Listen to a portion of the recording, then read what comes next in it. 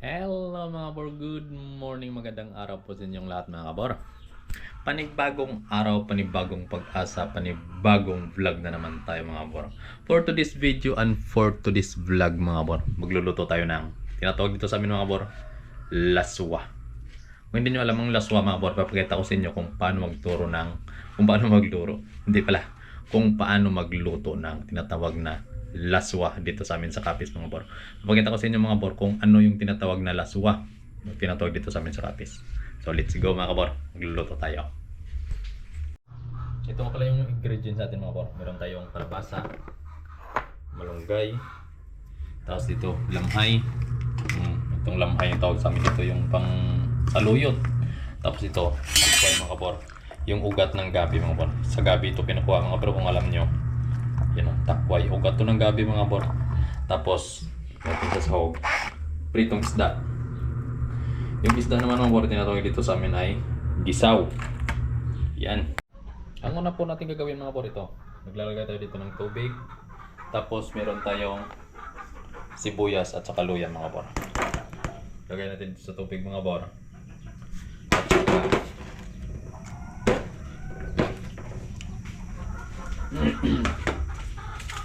maglalagay lang tayo dito mga bor ng bitchin. Tapos yung asin nasa itaas. Sa taas yung asin mga kabor. Nilagay ko sa taas kasi para hindi nilagay ko sa taas para hindi abutin ng langgam. Charlie. Maglagay tayo ng asin mga kabor. Yun. Wala ng kamatis. Masarap siguro pag may kamatis. Lagyan natin ng kamatis mga kapor. Maglalagay lang ako ng kamatis. Wait lang. At ayan na mga kapor, naglagyan ako ng kamatis. Takpan muna natin. At saka pugasan natin itong ating kalabasa. Ito yung susunod natin ilagay mga kapor. Si kalabasa. Tapos ito sa takway mga kapor. Kilala nyo ba itong takway mga kapor sa lugar nyo? Anong tawag dito mga kapor? Dito sa aming takway. O sa lugar nyo, pakicomment down na lang dyan mga kapor kung anong tawag sa lugar nyo. Kung gato siya ng gabi mga kapor.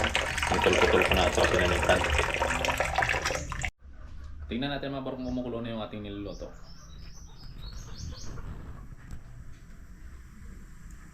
Uy, ayan na pala, kumukulo na siya mga bro. Buksan natin at saka ilagay natin itong ating kalabasa mga kabor. Ang kalabasa, pangpalinaw ng ating mga mata. Ito yung bagay ng mga bro sa mga babaeng hindi nakikita yung kahalagahan ng kanilang minamahal. Charis. Lagyan natin ng kalabasa mga kabor. Basta sa kalabasa daw, pang palinaw ng mata. Tapos isabay na natin tong ating takway. Mga kabor, sabay na. Para sabay silang lumambot mga kabor. Ito yung diskarte pang nagluto mga kabor. Para sabay silang lumambot, sabay silang maluto. Yan o. Yun. Tinakwayan. Laswa. Linaswahan. Tapos, simpleng-simple lang yung kanyang talaga natin mga bor na kanyang lakot. Piniritong gisaw mga bor.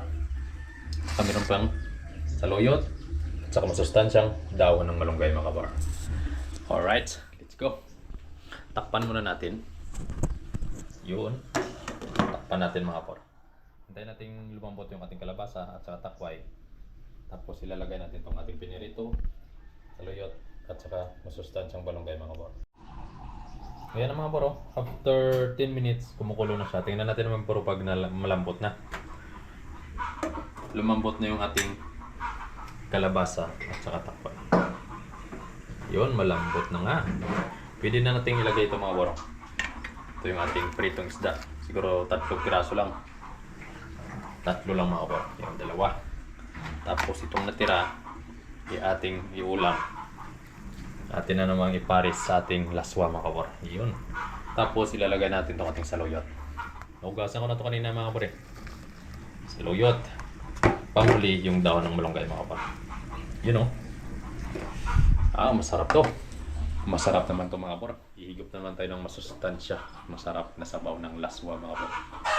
Sa lugar nyo mga kabor, yung mga ganitong luto, anong tawag nyo dyan mga kabor? Pag-comment down mga kabor. Yan, takpan muna natin. At hintayin natin kumulo mga kapor. Pasensya na kayo sa gulo dito mga kapor. Kasi yung mga manok namin yan. Nangingitlog. Buksan natin mga kapor after 10 minutes or 5 minutes mga kapor. Go!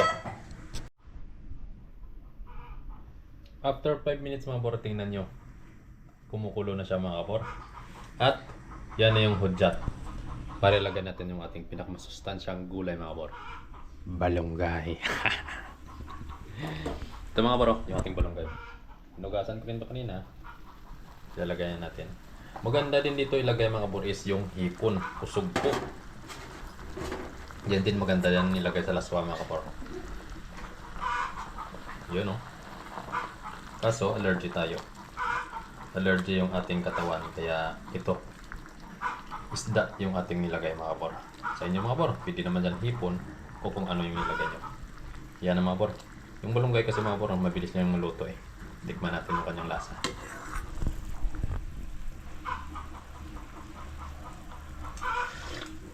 Wow! Sabaw pala mga kapor. Ulam na. Ang sarap. Isa pa.